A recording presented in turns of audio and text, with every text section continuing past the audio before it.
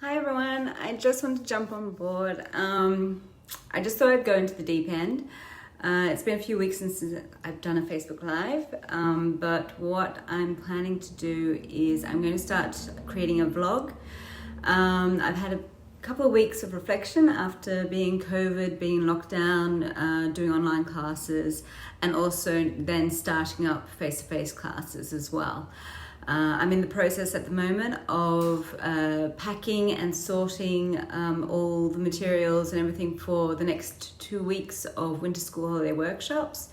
But I am also going to be starting a new vlog for Artbox workshops. I was going to put it onto YouTube, and it's going to be a little bit different. I was doing YouTube all wrong, and I've just been doing a lot of research, a lot of work in regards to how to use it.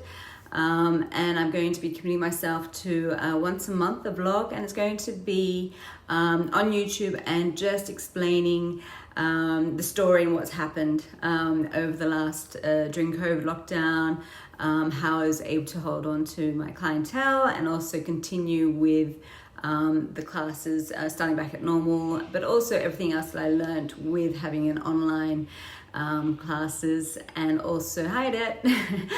And so this is just me jumping to the deep end and doing this.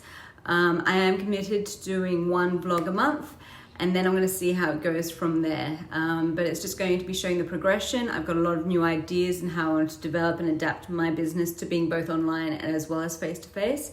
And I thought it'd be really interesting just to diary it with a vlog each month in what my progressions are.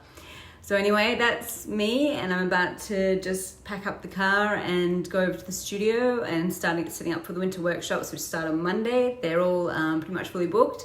So I'm really excited about them starting, and things are pretty much back to normal again, which is really great.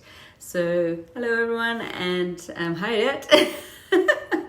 And I'll speak to you soon. Bye.